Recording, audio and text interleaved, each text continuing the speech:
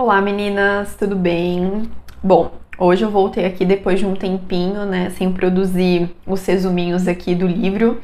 Eu voltei pra gente dar continuidade, tá? Então, no resuminho desse livro aqui, tá? A gente tinha parado no capítulo 6, né? Então a gente fez o capítulo 6, a gente dividiu em parte 1 e parte 2 porque era bem extenso. E se o capítulo 6 era extenso, esse daqui é muito extenso. Então, o capítulo 7, ele tem 50 páginas, ou seja, um livro dentro de um livro, né? Então, o capítulo 7 tem 50 páginas, tem muito conteúdo, é muita coisa. Então, eu vou tentar trazer da forma mais simples possível, tá? Eu ainda estou pensando como eu vou dividir, eu não sei se eu vou dividir em 2 partes ou em 3 até. Eu acredito que eu vou dividir em 3 partes, porque é muito conteúdo para vocês assimilarem de uma vez só, tá? Então, nessa primeira parte, a gente vai falar... na verdade, o nome desse capítulo é Restaurando Ciclos Menstruais Regulares, né? Então, ela vai falar por que isso é importante, qual que é a importância da gente ter ciclos menstruais regulares, né? O que isso vai fazer no nosso corpo, enfim. Ela vai falar de algumas possibilidades que pode acontecer para você não estar menstruando de uma forma regular, né? E aí depois, na segunda parte desse capítulo, ela vai entrar falando sobre a síndrome do ovário policístico, né?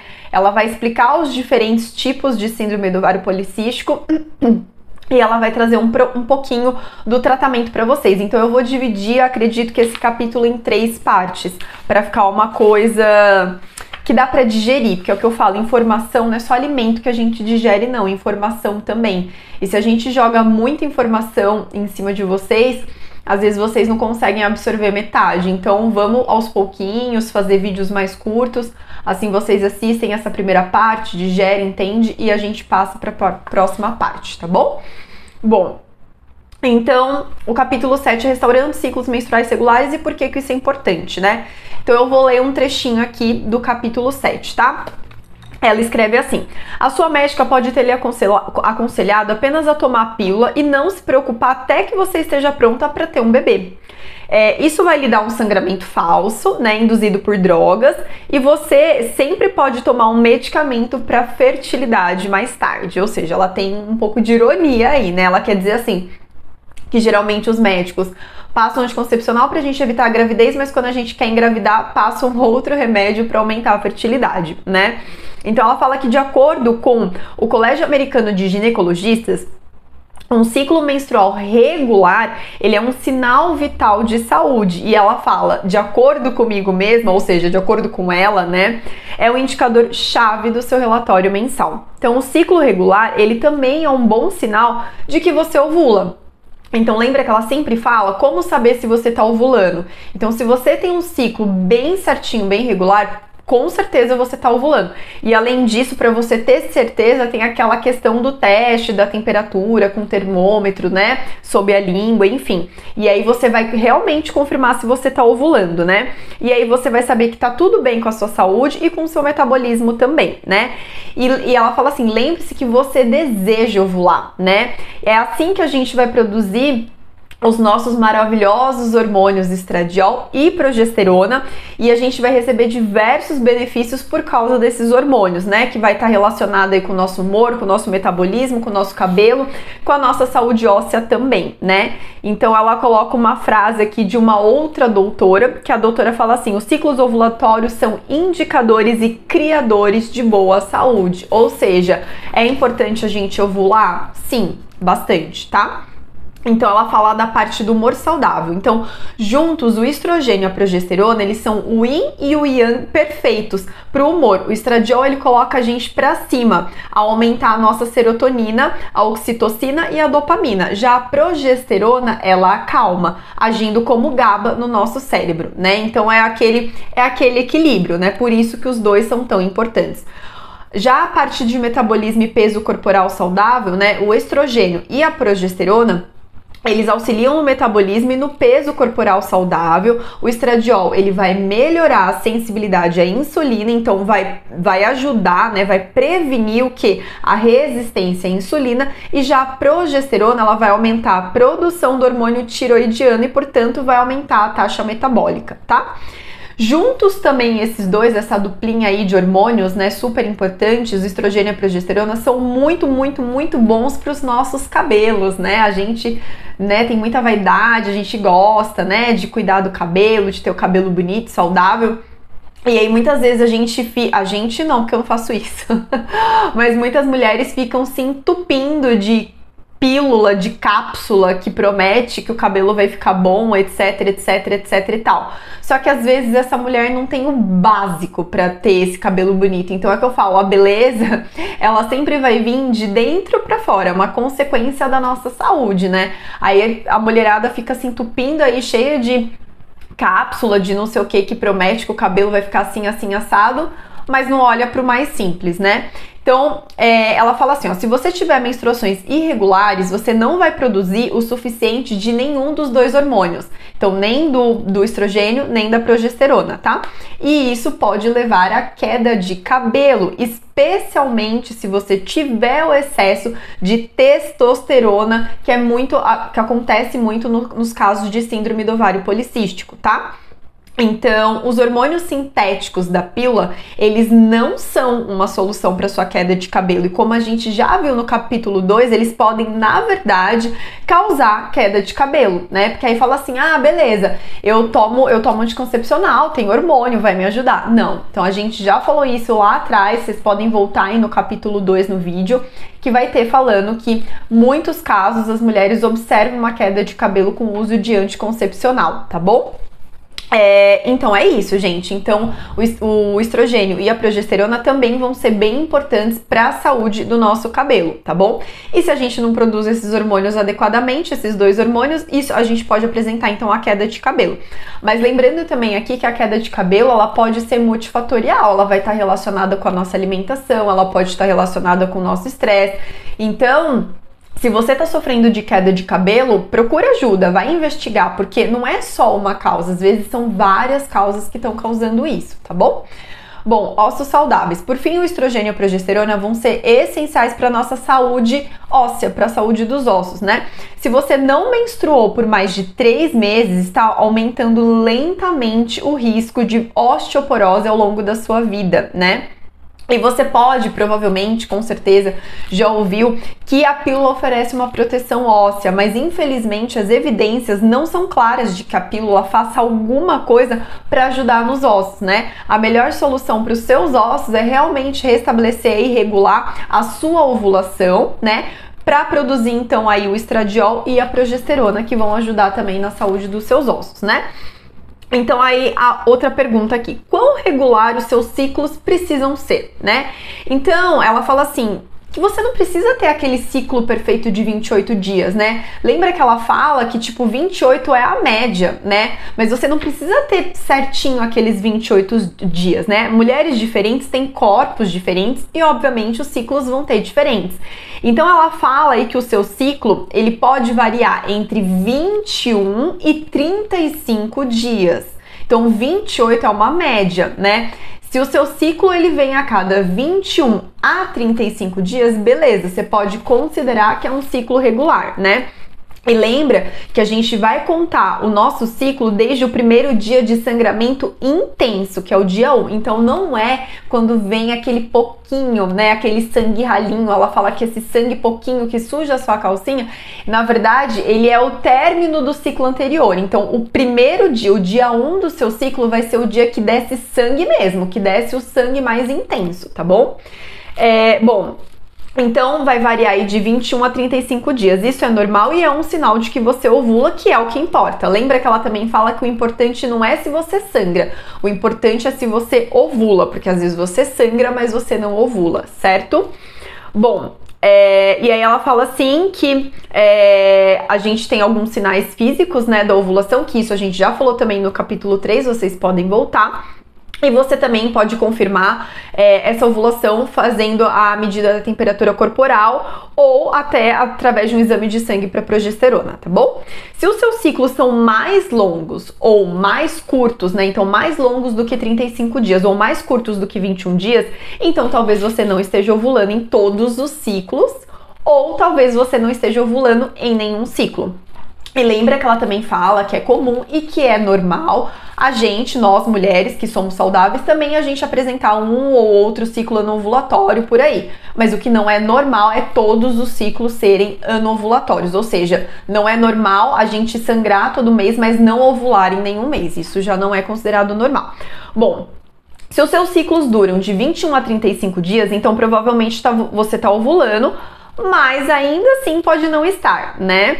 Lembre-se que você pode sangrar sem nunca ter ovulado, isso é chamado de ciclo anovulatório, né? É normal ter um ciclo anovulatório de vez em quando, como eu já falei, e isso pode acontecer em casos que a gente está sob muito estresse, né? Com uma alimentação que não tá bacana, com uma alimentação que tá insuficiente, ou quando você tem uma condição hormonal chamada síndrome do ovário policístico, tá? De uma perspectiva hormonal, os ciclos anovulatórios são um problema quase tão grande quanto a ausência de ciclos, tá bom? E aí a outra parte aqui do capítulo ela fala assim, encontrando um diagnóstico, né? Então ela fala, se você está constantemente ficando sem menstruar, ou se nunca teve uma menstruação, então seu ponto de partida é o consultório da sua médica, né? Ou seja, então você tá sem menstruar, você está constantemente ficando sem menstruar, ou você nunca menstruou, vai procurar uma avaliação médica, tá bom? Isso porque a gente precisa tentar entender se não tem nada, se não tem nenhuma doença de base, se não tem nada grave que tá causando essa ausência da sua menstruação. Então é o que eu falo, a gente sempre precisa excluir tudo de que pode ser mais grave. Ah, foi no consultório médico, a médica falou que eu não tenho nada, fez todos os exames, tá tudo certo. Beleza, aí a gente vai tentar entender o porquê. Mas se você tá há muito tempo sem menstruar, gente, é importante fazer exames pra ver se não tem nada mais grave aí, né? Bom,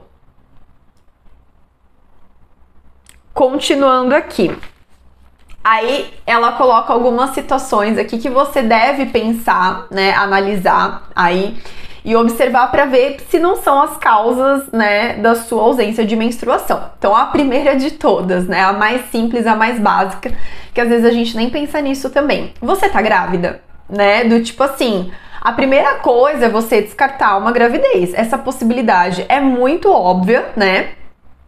Na verdade, ela seria óbvia se você tivesse ciclos regulares e agora eles pararam. Então, não, doutora, todo mês vinha certinho pra mim, agora parou. Poxa, calma aí, você não tá grávida? Não existe a possibilidade de você tá grávida? Mas você pode não... Talvez você nem pense em gravidez se você não tiver uma menstruação há muito tempo ou se você já estiver acostumada com que esses ciclos sejam irregulares. Então tem mulher que tem um ciclo muito irregular, né? Então tem mês que vem certinho, né? Sei lá, 2 meses vem certo, aí no outro vem tudo bagunçado. Então essas mulheres que têm um ciclo mais irregular, talvez elas nem se atentem para a possibilidade de estar grávida, né? Então lembre-se, a ovulação vem primeiro. Depois que vem a menstruação. Então, primeiro a gente ovula para depois a gente menstruar. Se engravidar da primeira vez que você ovular, você não vai ter menstruação. Então, vamos supor, é uma mulher que tá ali há muito tempo sem menstruar, sem ovular.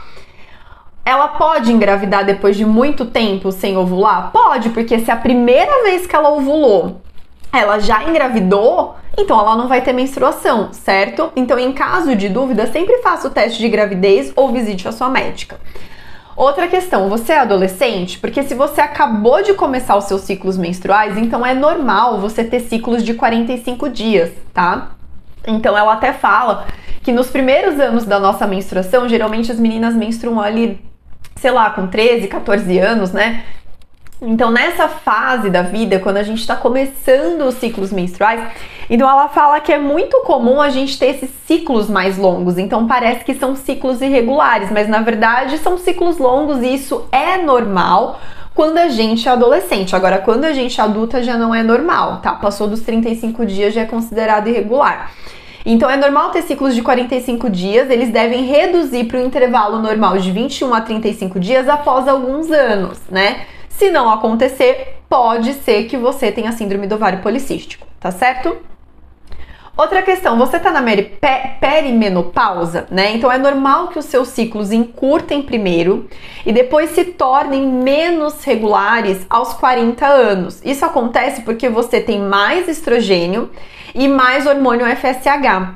O resultado é que você ovula no início do ciclo ou não ovula de forma alguma. Se você não ovula, você não pode produzir progesterona. E isso pode causar os sintomas de perimenopausa, ansiedade, insônia, menstruação excessiva, tá? Então, se você tá na perimenopausa, você também vai ter esses ciclos mais irregulares, tá? Então, ela fala que no começo pode ser que os ciclos sejam mais curtos e depois eles fiquem mais longos, tá bom? Enfim. Só que se a gente não ovular, a gente não vai produzir a bendita da progesterona, né? Isso vai trazer várias consequências aí. Outra questão, você tá amamentando? A amamentação, ela vai suprimir os ciclos menstruais porque vai estimular a glândula pituitária a produzir um hormônio chamado prolactina, que vai impedir a ovulação. Então, a sua prolactina, ela deve cair dentro de 3 meses após você parar de amamentar. Mas, às vezes, ela pode permanecer alta. Então, a prolactina, ela também pode estar ligeiramente elevada devido a doenças da tireoide e estresse também, por exemplo, tá bom?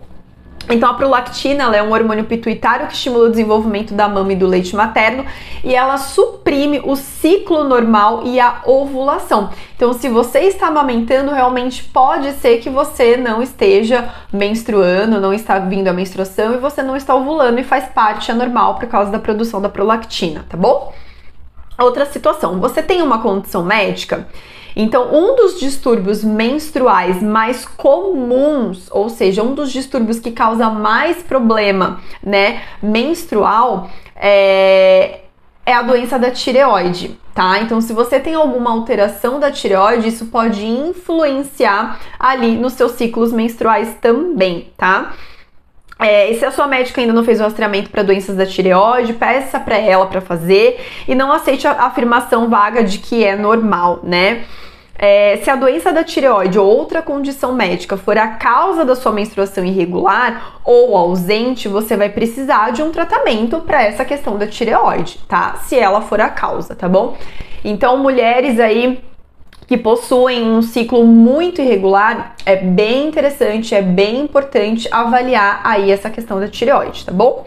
Outra situação que você tem que pensar é o seu medicamento, né? Então pergunte à sua médica se o seu medicamento prescrito pode estar causando menstruação irregular. Então os disruptores menstruais comuns incluem medicamentos psiquiátricos mais fortes, como antipsicóticos, bem como anticonvulsivos e alguns medicamentos também para pressão arterial. Então se a sua medicação é a causa dos seus ciclos irregulares ou ausentes, converse com a sua médica sobre uma alternativa. Então sim, se você toma remédio, tenta entender, busca entender com o médico que prescreveu, com a médica que prescreveu, se esses medicamentos eles podem influenciar ali na regularidade do seu ciclo menstrual, tá?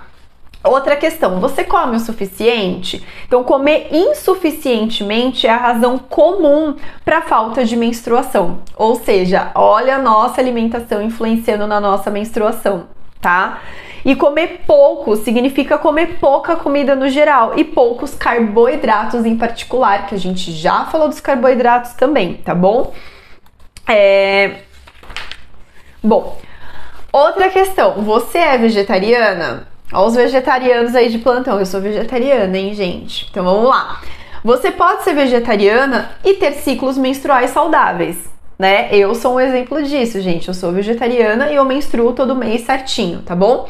Mas se você não tem ciclos menstruais e não sabe por quê, então pelo menos considere se a sua dieta vegetariana pode ser um fator. Então, pare para analisar e para pensar sobre, tá? Existem duas maneiras pelas quais uma dieta vegetariana ela pode causar amenorreia, que é a ausência da menstruação, ou até ciclos irregulares, tá?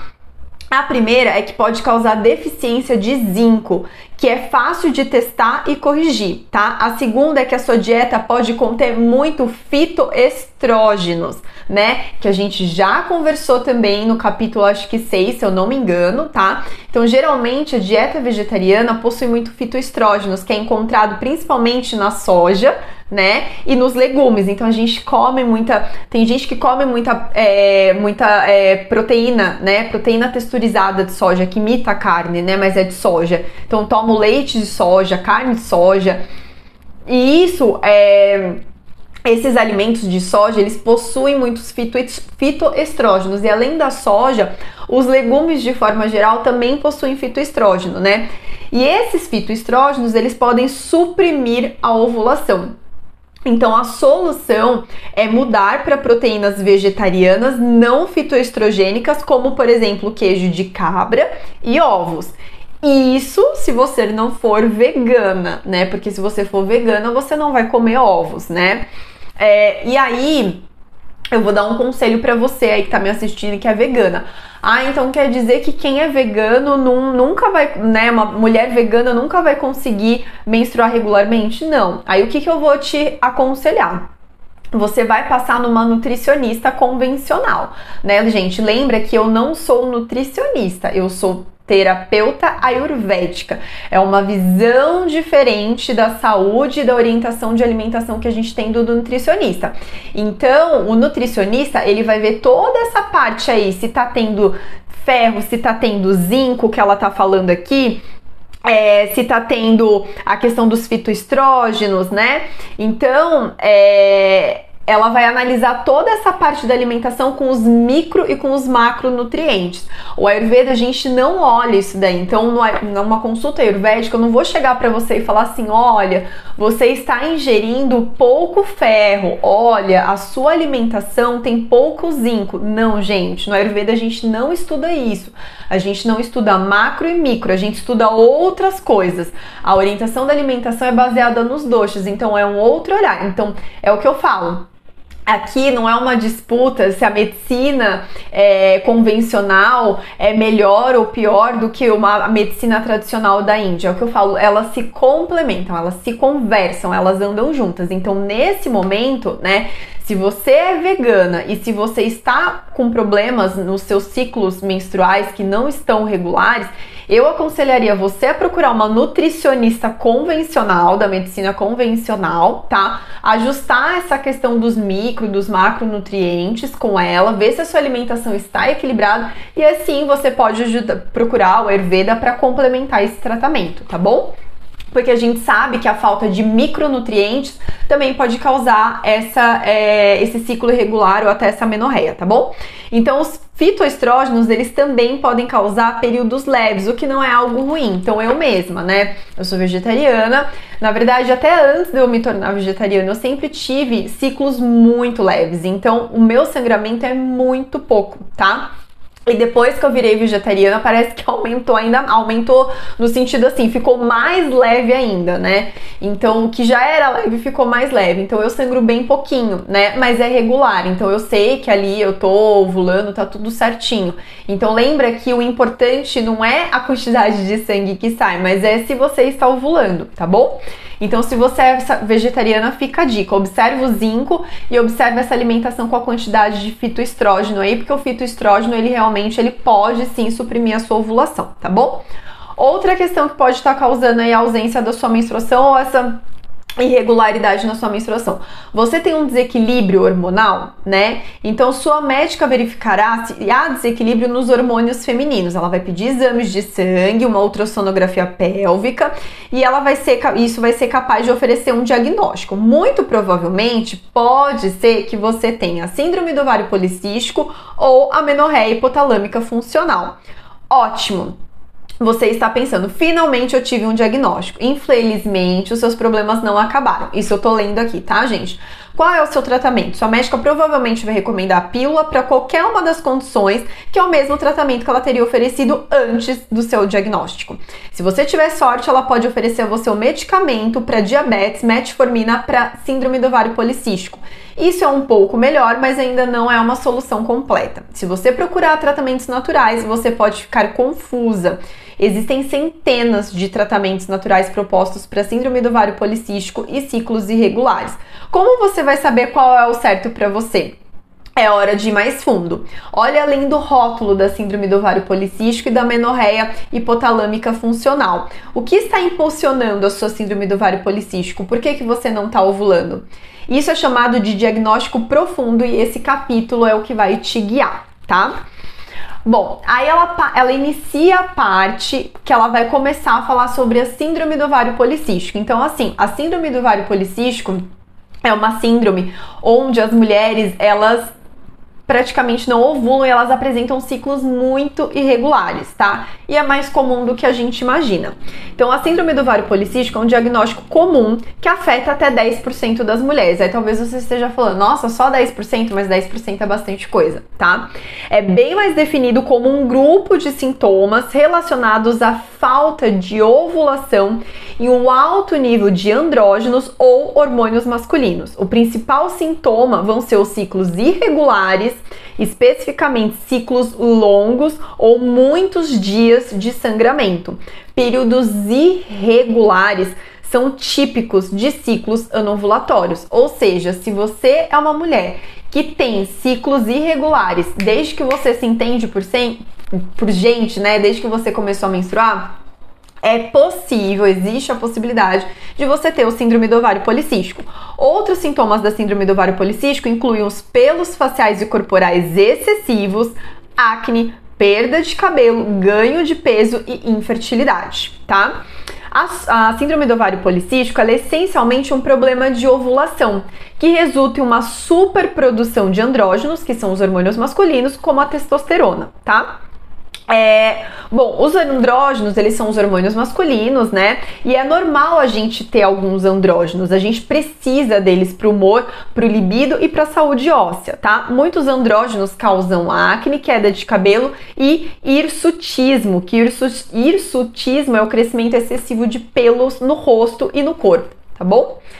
Bom, a síndrome do ovário policístico, ela está associada a um risco de diabetes e doenças cardíacas a longo prazo. Nesse sentido, a síndrome do ovário policístico é muito mais do que apenas um problema de ciclo menstrual. É uma condição hormonal do corpo inteiro que pode durar uma vida inteira. Bom, e o diagnóstico, né? Aí a pergunta dela é assim: como você foi diagnosticada, né? A síndrome do ovário policístico, ela fala que não pode ser diagnosticada por um ultrassom, tá? Claro, você pode, portanto, pensar que a aparência policística é uma característica importante da doença, e isso tá errado, tá? Então ela fala assim: a síndrome do ovário policístico tem esse nome devido à aparência dos ovários na ultrassonografia, tá? Mas ela fala que isso não é o mais importante no diagnóstico. Por isso que não dá para diagnosticar a síndrome do ovário policístico apenas pelo ultrassom, tá? Em parte, ela fala que a confusão vem da palavra cisto, né? Os ovários normais, eles são preenchidos com os folículos ovarianos e esses folículos, eles são essencialmente... O que são os folículos ovarianos, né? Que contém o óvulo lá dentro. Esses folículos, eles são pequenos cistos e isso é normal, gente. Toda mulher tem, né? Todos os meses, esses cistos normais, eles crescem e depois se rompem e então são reabsorvidos. Se você progride normalmente para ovulação, então seus ovários vão ter até 12 folículos em desenvolvimento se você for adulta e até 25 se você for adolescente. Então um desses folículos vai se tornar dominante, maior do que os outros, e ele vai e suprimirá os outros pelo resto do ciclo. Se você não progredir para a ovulação, como ocorre na síndrome do ovário policístico, então na síndrome do ovário policístico a mulher não ovula, ou seja, se você não progredir para a ovulação, não vai haver a formação de um folículo dominante. E esse folículo dominante não vai suprimir os outros folículos. E, em vez disso, os outros folículos, né, todos os folículos vão continuar crescendo um pouco e essa mulher ela vai terminar com muitos pequenos folículos não desenvolvidos, né? Agora sim chamado de cistos, tá bom? Essa é a descoberta no ultrassom. Policístico vem de poli, que quer dizer múltiplos, e cístico quer dizer folículos, ou seja, múltiplos folículos. O problema é que você não ovulou. E isso levou a um número de folículos maior do que o normal, pelo menos naquele mês que você não ovulou, tá? Não há razão para pensar que os seus ovários sempre vão ter essa aparência. Os ovários, eles são dinâmicos, eles mudam, né? Todos os meses, os nossos ovários, eles produzem novos folículos e a cada vez os nossos ovários reabsorvem também novamente esses folículos, tá? Então, o aparecimento de ovários policísticos simplesmente significa que você não ovulou naquele mês, né? Então, mas lembra que eu falei que mulheres saudáveis que não têm nenhum diagnóstico, saudável, que tá tudo bem, pode ter sim alguns ciclos que a gente vai ter alguns ciclos anovulatórios, ou seja, vai ter alguns ciclos que a gente não vai ovular. Então, se você fez ultrassom naquele mês que você não ovulou, vai dar no ultrassom vários pequenos cistos, tá? Justamente por você não ter ovulado, tá certo? Não explica o porquê você não ovulou, nem prevê se você vai ovular no futuro. Então pode ser que aquele mês você não ovulou, mas no mês seguinte você vai ovular, tá certo? Ovários policísticos podem ocorrer com a síndrome do ovário policístico, mas não são específicos para síndrome do ovário policístico. Os ovários policísticos ocorrem em outras situações, como tomar pílula, ou mesmo em mulheres normais e saudáveis, se aquele mês aquela mulher não ovulou, tá bom? E isso é importante, tá? Os ovários policísticos não causam dor, como outros tipos de cistos ovarianos grandes. Se a dor é o seu principal sintoma, então há outra coisa acontecendo, tá? Bom, quando adolescente, a gente tem mais folículos ovarianos do que mulheres adultas, mais velhas, né? Então, lembra que ela fala que os ciclos no adolescente pode durar até 45 dias, por alguns anos, e depois ele vai reduzir para um ciclo ali de 21 a 35 dias. Ovários policísticos, ciclos irregulares e até mesmo uma leve resistência à insulina são todos normais e saudáveis durante a puberdade. Esses sintomas são considerados anormais apenas se continuarem após os primeiros anos de menstruação. Então, se a síndrome do ovário policístico não pode ser diagnosticada por ultrassom, como que ela é diagnosticada então, né? Aí ela coloca assim, muito subjetivamente, tá bom? Não tem teste definitivo para síndrome do ovário policístico, porque não é uma doença bem definida, mas é considerada como um grupo, né? Um grupo de sintomas. Esses sintomas foram definidos de acordo com alguns conjuntos de critérios diagnósticos, né? Então ela fala aqui da sociedade da síndrome do ovário policístico, né? Enfim, afirma que uma mulher se qualifica para o diagnóstico da síndrome do ovário policístico quando ela atende a todos os 3 critérios a seguir. Ou seja, para uma mulher ser considerada que ela tem síndrome do ovário policístico, ela precisa ter disfunção ovariana e ou ovários policísticos, hiperandrogenismo clínico e ou bioquímico e exclusão de outras condições que poderiam causar o hipoandrogenismo, ou seja, o excesso de hormônio masculino, tá? Em palavras mais simples, para você ter o diagnóstico da síndrome do ovário policístico, você tem que ter ciclos irregulares ou ovários policísticos na ultrassonografia, altos níveis de andrógenos em um exame de sangue ou sintomas de altos níveis de andrógeno, como por exemplo aparecimento de pelos na face, muito pelo no corpo, e outras razões para andrógenos elevados que foram descartadas, ou seja, foi descartado questão da tireoide, foi descartado tudo que pode causar o aumento dos andrógenos, foi descartado. Você tem andrógeno elevado ou sintoma de andrógeno elevado e você tem ciclos irregulares, então você tem síndrome do ovário policístico de acordo com essa classificação aqui, tá bom? Dois aspectos, e aí ela coloca assim, que os 2 aspectos principais da doença são não ovulação regular e excesso de andrógenos. Então são 2 coisas primordiais para o diagnóstico da síndrome do ovário policístico, tá certo? Bom, e aí ela fala assim, ela termina essa primeira parte falando assim, que a presença de ovários policísticos pode não significar nada, como a gente já conversou, tá? Os ovários policísticos vai aparecer na ultrassonografia se você não ovulou naquele mês, mas não necessariamente você tem síndrome do ovário policístico, certo? Como dado único, então a ultrassonografia ela não pode ser usada para diagnosticar a SOP, tá? Síndrome do ovário policístico. A ausência de ovários policísticos não pode ser usada para descartar a SOP também, tá? Então, por exemplo, a mulher que tem síndrome do ovário policístico foi lá e fez ultrassom e não deu ovário policístico no ultrassom. Isso também não é uma exclusão de que ela tem a doença, não, a síndrome, entendeu? Então, você pode ter um ultrassom normal e ainda ter a síndrome do ovário policístico. Ou seja, o diagnóstico, tanto para o sim quanto para o não, ele não deve ser guiado pelo ultrassom. O ultrassom é o de menos, tá bom? Em conclusão, se você foi diagnosticada com base unicamente em um exame de ultrassom, então há uma possibilidade real de que você não tenha realmente a condição do excesso de andrógeno, atualmente conhecida como síndrome do ovário policístico. E se você precisar de ajuda com a sua médica, ela fala que tem uma sessão aqui no livro que ela vai ensinar como que você pode abordar sua médica e falar e tudo mais, tá? Então, basicamente é isso. Se você recebeu o diagnóstico baseado apenas no ultrassom, reveja com a sua médica, faça uma nova investigação, porque pode ser que você não tenha, se foi baseado só no ultrassom, tá bom? Bom, definindo o excesso de andrógeno. Então, os andrógenos altos em um exame de sangue, né? Então, ela fala assim, ó, o excesso de andrógeno, ele vai ser definido quando a mulher apresenta andrógenos altos em um exame de sangue ou sinais físicos do excesso de andrógeno, que, por exemplo, seria o excesso de pelo no corpo ou na face, tá? E aí ela fala aqui do exame de sangue pra detectar esse excesso de andrógeno, mas a sua médica vai saber, isso daqui não é importante pra você. Quais são os sinais físicos de excesso de andrógeno? Pelo facial e corporal, longo escuro, que ocorre no queixo, na bochecha, na barriga, ao redor dos mamilos, tá? Acne, especialmente acne hormonal no queixo, pode ser um sinal de excesso de andrógeno, tá? A acne não é um excesso confiável de excesso de andrógeno se você é adolescente, né, minha gente? A queda e enfraquecimento do cabelo com folículos capilares miniaturizados são o terceiro sinal de excesso de andrógeno, tá?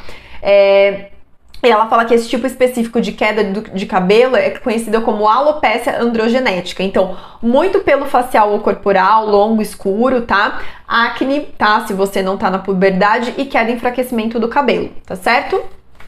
Bom, exclua outras causas do excesso de andrógeno. É só a síndrome do ovário policístico que causa excesso de andrógeno? Não, existem outras causas. Por isso que é importante você e a sua médica, né, no caso a sua médica, excluir, tirar, né, falar que você não tem nada disso para poder pensar na hipótese de ser síndrome do ovário policístico. Então, o que pode causar também o aumento desses andrógenos?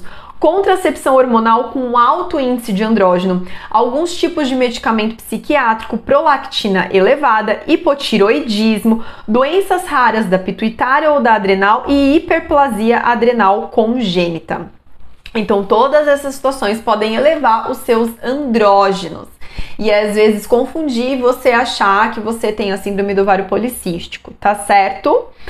Bom, meninas, então eu vou encerrar esse vídeo por aqui, tá? A próxima parte do capítulo 7, ela vai falar sobre o tratamento convencional para síndrome do ovário policístico e o tratamento natural, a abordagem natural para síndrome do ovário policístico. E depois ela vai falar os tipos da síndrome do ovário policístico. Então, tem mais de um tipo, né? E ela vai discorrer um pouco sobre isso, tá bom? Mais pro final do capítulo lá, ela fala bastante sobre alimentação, né? Sobre síndrome do ovário policístico pós-pílula, enfim. E aí, depois, ela vai falar, depois de falar bastante isso, ela vai falar sobre a amenorreia hipotalâmica funcional, que também é bem importante vocês terem esse conhecimento, tá? O que causa, o que tem que fazer, parte de alimentação, parte dos cuidados, enfim. E ela vai terminar basicamente falando aí sobre a amenorreia hipotalâmica funcional. Então a gente ainda tem que falar sobre os tipos da síndrome do ovário policístico, os tratamentos convencionais, o tratamento natural, e depois a gente vai falar sobre a amenorreia hipotalâmica funcional, que é quando a mulher tem ausência da menstruação ali, tá bom? Então, parem aí na casa de vocês, fiquem quietinhas, absorvam todo esse conteúdo e aí daqui a 1, 2 semaninhas eu volto aqui com mais um vídeo do capítulo 7, vai ser a continuação do capítulo 7, falando mais aí, continuando, né, sobre o nosso tema da síndrome do ovário policístico. Então, eu espero que vocês tenham gostado e eu espero vocês no próximo vídeo, tá bom? Um beijo e até!